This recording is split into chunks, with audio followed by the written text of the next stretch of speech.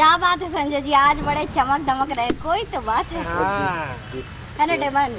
इसमें कोई बात नहीं, अभी होली आ रहा है और होली की तैयारी तो हम लोग कर ही रहे हैं। बताइए टेमन, एक सप्ताह पहले से होली की तैयारी और आप भी कुछ कम खास नहीं लग रहे हैं क्या? आपकी भी तैयारी पिछले साल वाला है तो प्रोग्राम भी चालू हो गया, क्यों ना दर्शकों को बताइए। आप दोनों बातों में इतना उलझा देते हैं कि किसान भाइयों को होली दिवाली के पहले और नमस्कार करना ही हम भूल जाते हैं। क्या करते हैं, चलिए बात करते हैं किसान भाइयों। कृषि दर्शन कार्यक्रम में आप सभी का स्वागत है। नमस्कार। तो टेमन, और सब कैसा है? खेती बाड़ी एकदम चकाचक है। इस बार तो गर्मी भी अब पड़ने लगा है और पानी का भी कुछ किल्लत लग रहा है। टेमन, किल्लत और समस्याएं तो आते रहती है किसान भाइयों के साथ, लेकिन जो हम लोग कृषि दर्शन में उनकी इन्हीं समस्याओं को दूर करने के लिए नए नए कार्यक्रम, नई नई जानकारियां लेकर आते हैं। अच्छा दादा, तो क्यों ना हम लोग इस बार मौसम की जानकारी और मंडी भाव देख लिया जाए। आइए अपने दीप्ति जी के पास चलते हैं, जल्दी से जल्दी किसान भाइयों को देंगी जानकारी। बिल्कुल, तो जानकारी सिर्फ हम नहीं देंगे, हमारी कृषि दर्शन की पूरी टीम आपके लिए लाई है खास कृषि समाचार, मौसम समाचार और मंडी समाचार। नमस्कार, कृषि समाचार में आपका स्वागत है। मैं हूं स्मिता। आइए देखते हैं आज कृषि समाचार में क्या है खास। दुग्ध उत्पादन विकास के लिए चलाई जा रही है योजना। दुधारू पशुओं का बीमा कराकर कृषक हो सकते हैं निश्चिंत। प्लास्टिक टेट्रा वर्मी बेड द्वारा करें वर्मी कंपोस्ट का निर्माण।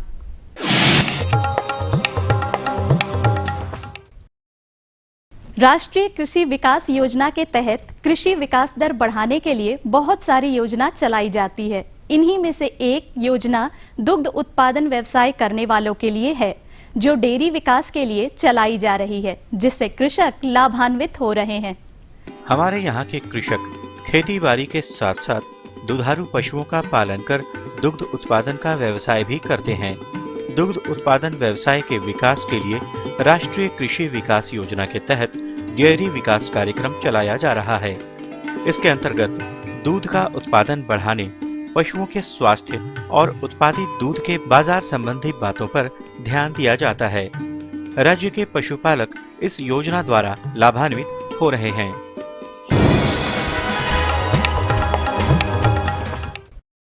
बात दुग्ध उत्पादन व्यवसाय की हो रही है तो पशुपालकों को हम ये बता देना चाहते हैं कि अपने संकर और देसी नस्ल के दुधारू पशुओं का बीमा अवश्य करा लेना चाहिए, ताकि पशुओं की असामयिक मृत्यु से होने वाले नुकसान से बचा जा सके। पशुपालन के दौरान कभी कभी ऐसी नौबत आती है कि बीमारी या किसी अन्य कारणवश पशुओं की असमय मृत्यु हो जाती है, जिससे कृषकों को काफी नुकसान उठाना पड़ता है। ऐसे नुकसान से कृषकों को बचाने के लिए केंद्र सरकार पशुधन बीमा योजना चला रही है। संकर और देसी नस्ल के दुधारू पशुओं का बीमा कराकर किसान निश्चिंत होकर दुग्ध उत्पादन कर सकते हैं।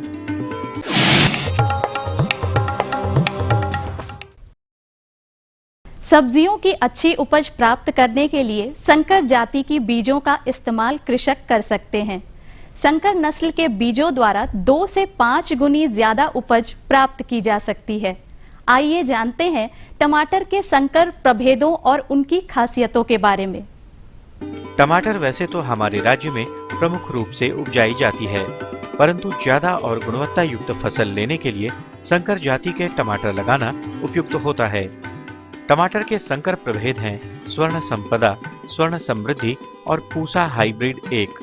इन किस्मों के 150 से 175 ग्राम बीज प्रति हेक्टेयर लगाकर और उचित कृषि कार्यों को करके लगभग 70 से 80 टन टमाटर प्राप्त किया जा सकता है।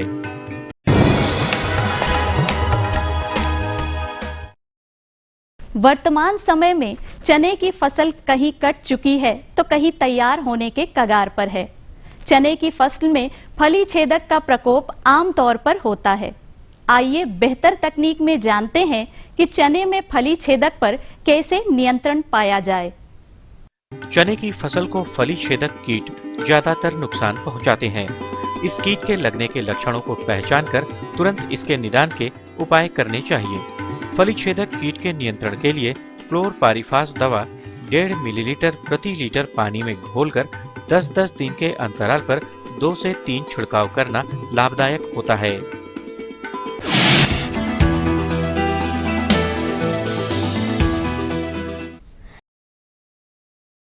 वर्मी कंपोस्ट बनाने के लिए आमतौर पर एक खास स्थल का चुनाव कर पक्के बेड और शेड का निर्माण करना पड़ता है, परंतु प्लास्टिक टेट्रावर्मी बेड इन झंझटों को दूर कर कंपोस्ट निर्माण आसान करता है। वर्मी कंपोस्ट निर्माण के लिए आमतौर पर पक्के बेड का निर्माण करना पड़ता है, साथ ही उसके ऊपर शेड भी बनाना पड़ता है, जिसमें खर्च तो ज्यादा लगता ही है, साथ ही उस स्थान का उपयोग दूसरे कार्यों के लिए नहीं किया जा सकता। वहीं प्लास्टिक टेट्रा बर्मी बेड इन झंझटों से मुक्ति देता है। प्लास्टिक से निर्मित हल्के इस उपकरण को दूसरे जगहों पर लाया ले जाया जा सकता है और इसमें कंपोस्ट की गुणवत्ता भी अच्छी रहती है।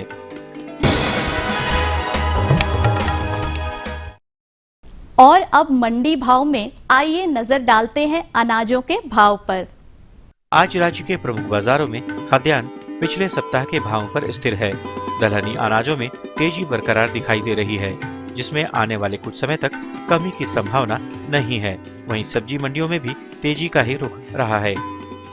वैसे आज कुछ प्रमुख खाद्यान्नों की बिक्री इस प्रकार हुई। चावल मध्यम न्यूनतम 2100 रुपए से लेकर अधिकतम 2300 रुपए।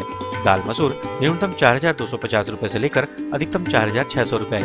आलू न्यूनतम 950 रुपए से लेकर अधिकतम 1100 रुपए। वहीं प्याज के मूल्य न्यूनतम 1800 रुपए से लेकर अधिकतम 2000 रुपए प्रति क्विंटल रहा। और अब एक नजर राज्य के 4 प्रमुख शहरों के मौसम के मिजाज पर। आज राज्य के 4 प्रमुख शहरों के तापमान इस प्रकार दर्ज किए गए। रांची अधिकतम 32 डिग्री सेल्सियस, न्यूनतम 15 डिग्री सेल्सियस।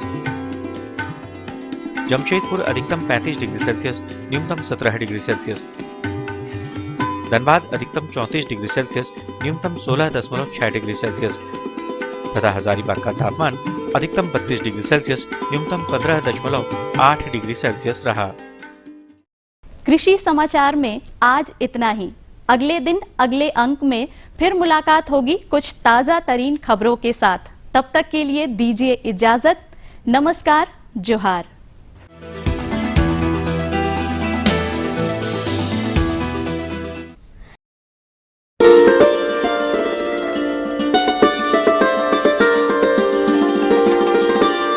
हम सभी किसान भाइयों को कीटनाशकों, उर्वरकों व अन्य संबंधित उपकरणों के इस्तेमाल करने से संबंधित जानकारियों के साथ साथ कुछ सावधानियां बरतने संबंधी जानकारी प्रदान करेंगे। अन्यथा कुछ परेशानियों का भी सामना करना पड़ सकता है।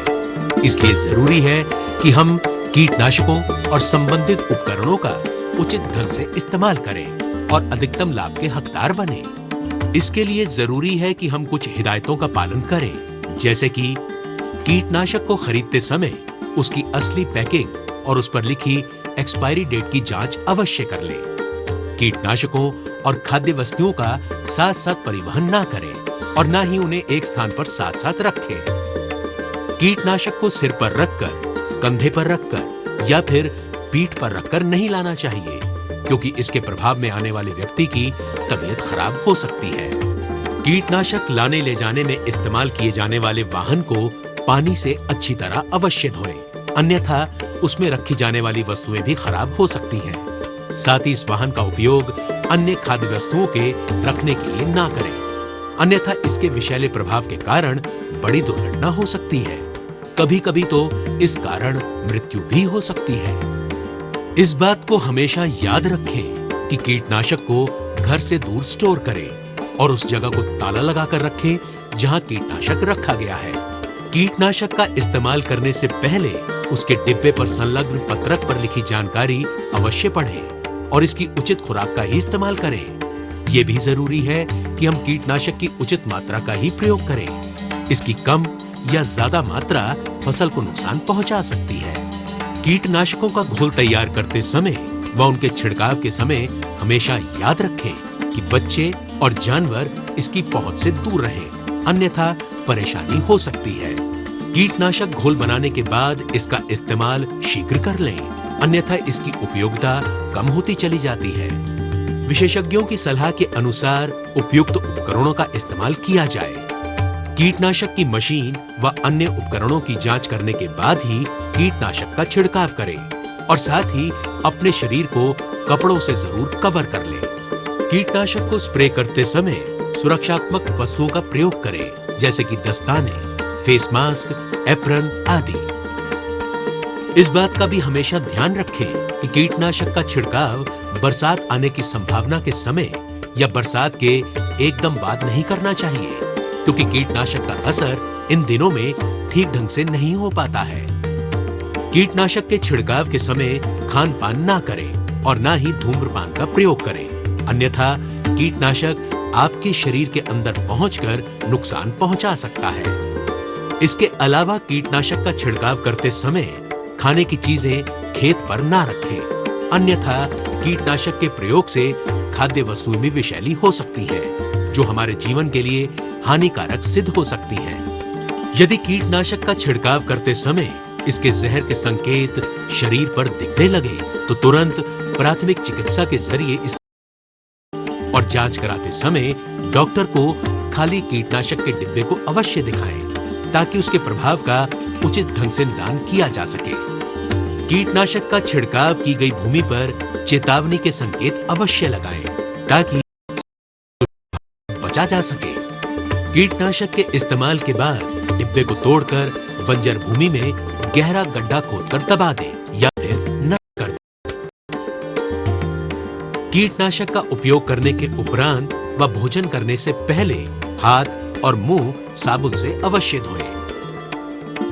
यदि हम सावधानी नहीं रखेंगे तो कीटनाशक हमारी त्वचा और शरीर को भी नुकसान पहुंचा सकते हैं और शरीर में प्रवेश करने से सांस लेने की समस्या के साथ साथ शरीर के अंदर भी कई प्रकार के विकार हो सकते हैं। जी हाँ, यदि हम खेती बाड़ी करते समय सही व उचित मात्रा में कीटनाशकों का उपयोग बचाव के तरीकों को अपनाते हुए करेंगे तो न केवल हम अपनी पैदावार बढ़ाने में कामयाब हो सकेंगे, बल्कि विकास और खुशहाली लाने में भी कामयाब हो जाएंगे। और ये सब संभव होने लगेगा यदि हम सभी कृषि की छोटी छोटी लेकिन उपयोगी नीतियों और पद्धतियों का इस्तेमाल आधुनिक ढंग से करते हुए आगे बढ़ेंगे। जी हाँ, कृषि उपज बढ़ाने के लिए उचित जानकारी के साथ चलने में ही समझदारी है। ये लो और बताओ। बस। अरे ये क्या भैया जी, बस इतनी सी रासायनिक खाद? किसानी छोड़ रहे हो क्या? किसानी नहीं, नादानी छोड़ रहे हैं। मिट्टी की जांच कराई है। अब तो लाला जी जितनी जरूरत है उतने ही उर्वरक खेत में डालेंगे। हाँ, किसान भाई आज ही अपने जिले की नजदीकी भूमि परीक्षण प्रयोगशाला में मिट्टी की जांच जरूर करवाएं और मिट्टी में पोषक तत्व, नमी व पौधे के विकास को देखते हुए केवल जरूरत के अनुसार ही पोषक तत्व डालें। और हाँ, मिट्टी में गंधक, जस्ता, बोरोन जैसे सूक्ष्म पोषक तत्वों का पता लगाना भी न भूलें। उर्वरक और जैविक खाद के सही उपयोग से भूमि का उपजाऊपन बनाए रखें, उत्पादकता बढ़ाएं, खर्चा घटाएं और बहुमूल्य विदेशी मुद्रा बचाने में भी सहयोग दें। और हाँ, धीमी गति से नाइट्रोजन उपलब्ध कराने वाले उर्वरकों जैसे नीम लेपित यूरिया को प्राथमिकता दें और यूरिया का पत्तों पर छिड़काव करें। अरे वाह, तू तो सचमुच समझदार हो गया रे। अधिक जानकारी के लिए संपर्क करें जिला कृषि अधिकारी या किसान कॉल सेंटर। अम्मा खाना दे दो ना। सबर कर गोलू, अभी दाल नहीं गली है। तू फिक्र ना कर गोलू की अम्मा, अब की बार अपनी दाल खूब गलेगी। क्या मतलब जी? अब की बार NFSM के तहत दाल की पैदावार को बढ़ाने के तरीकों को दिखाने के लिए देश में 1000 क्षेत्र चुने गए हैं, जिसमें हमारा इलाका भी आ गया है। पर इससे हमें क्या फायदा? हमें 5 एकड़ खेती के लिए खाद और कीटनाशक के अलावा बढ़िया बीजों की एक मिनी किट भी मिलेगी। इतनी दाल का करेंगे क्या जी? अरे भगवान, सरकार ने दलहन का समर्थन मूल्य भी खूब बढ़ा दिया है और इनकी खरीद का भी पूरा इंतजाम कर लिया है। इससे आमदनी बढ़ेगी और फिर हमारा गोलू अच्छे स्कूल में जाकर के कृषि वैज्ञानिक बनेगा। हाँ,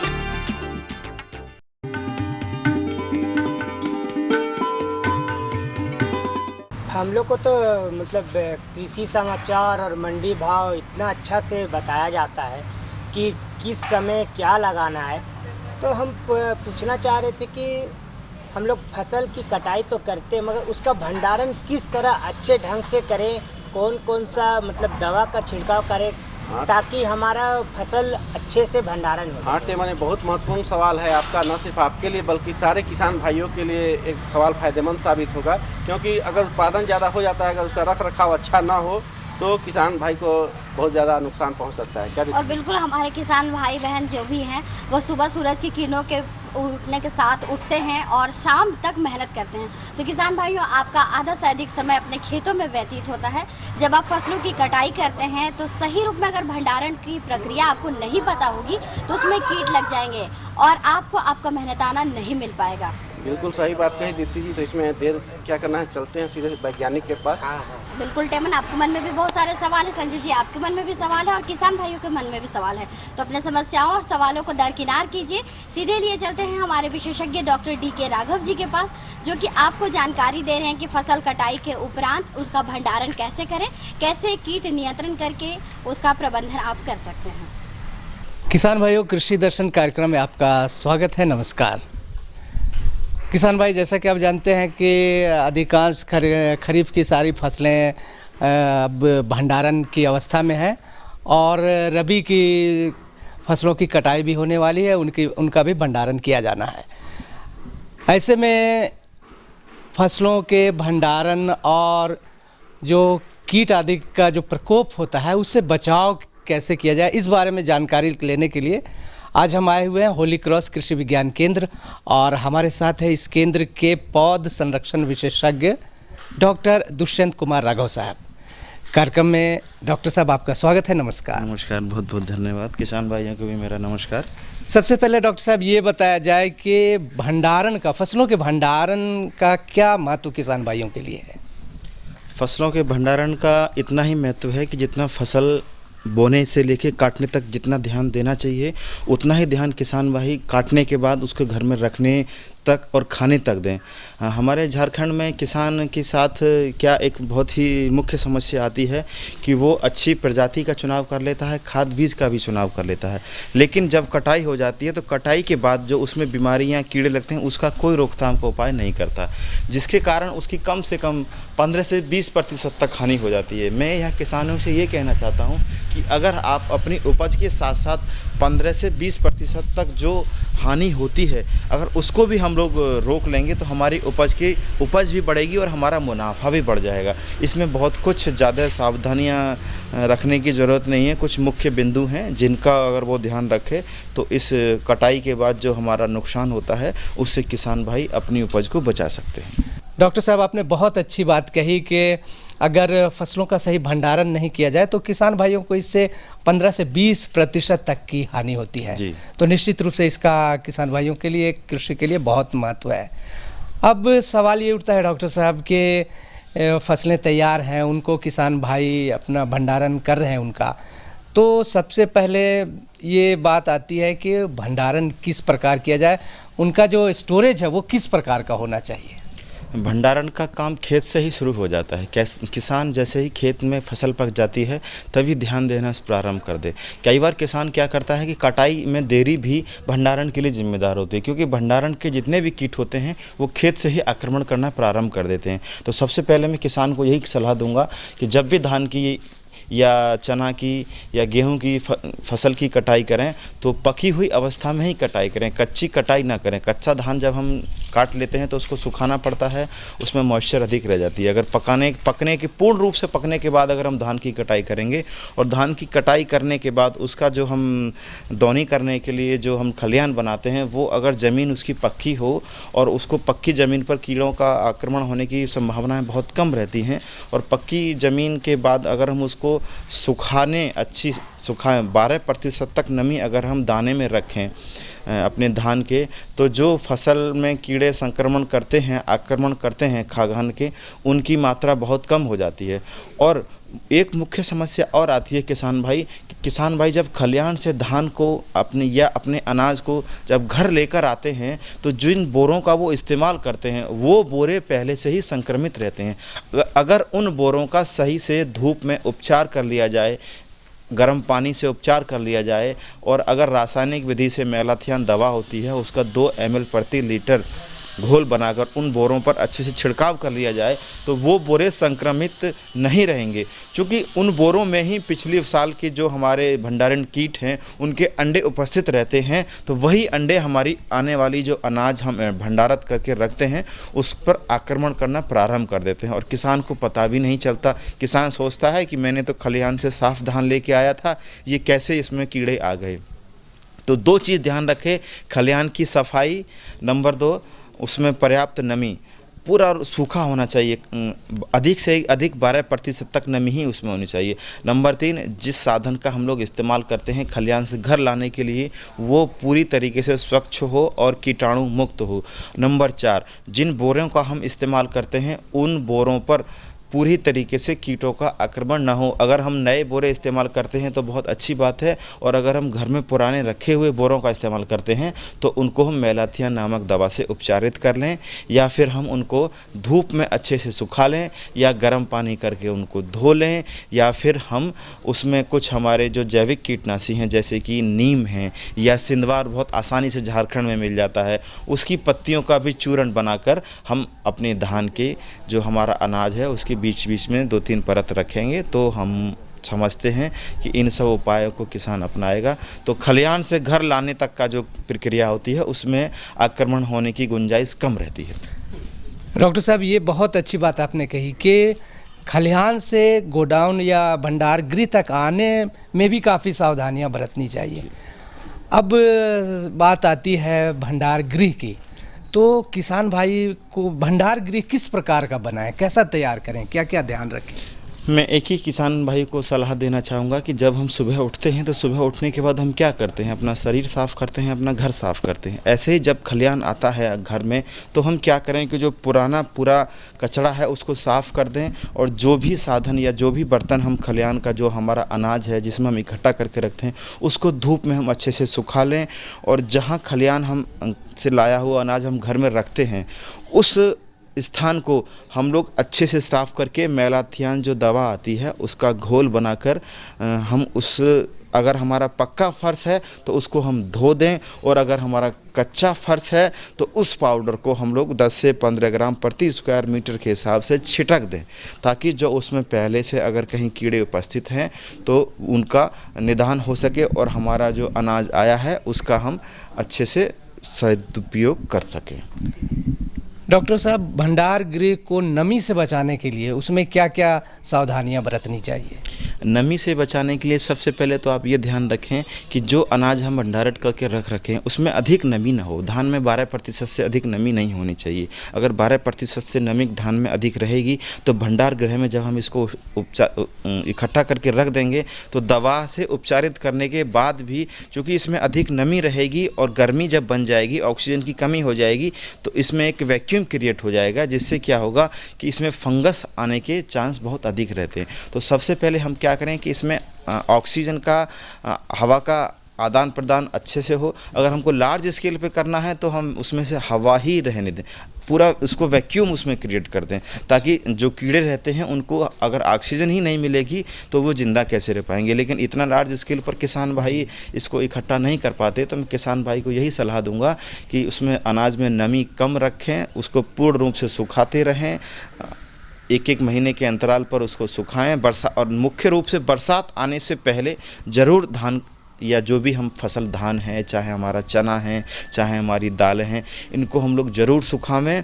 और सुखाने के बाद जो हम बोरों का इस्तेमाल करते हैं वो बोरे सूखे हों, और वो जहां हम एक चीज़ का हम और ध्यान रखें कि जो हवा आती है वो नमीदार हवा ना हो, वो एयर टाइट हो, और जो उसका हवा का रुख हो क्रॉस वेंटिलेशन हो, जिस रुख से हवा सीधी जाती है उस रुख से ना हो, ताकि बरसात में क्या होता है कि जब नमी वाली हवा सीधी एंट्री करती है गोदाम में तो जो हमारा अनाज है उसमें उसकी मॉइस्चर बढ़ जाती है, जिसके कारण उसमें कई सारे फंगस और जो हमारे भंडारित कीट हैं उनको आक्रमण करने में सुविधा रहती है। तो अगर आप सूखा हुआ अनाज रखेंगे, बोरी प्लास्टिक का इस्तेमाल करेंगे और समय समय पर सुखाते रहेंगे और कमरे को बंद करके रखेंगे, और नीचे जो ज़मीन है उस ज़मीन को हम क्या करें कि तिरपाल अगर हम लोग बिछा देंगे तो मिट्टी की नमी भी हमारे अनाज में नहीं आएगी, और हवा के माध्यम से भी हमारा अनाज में कोई भी कीड़ा नहीं आक्रमण कर पाएगा।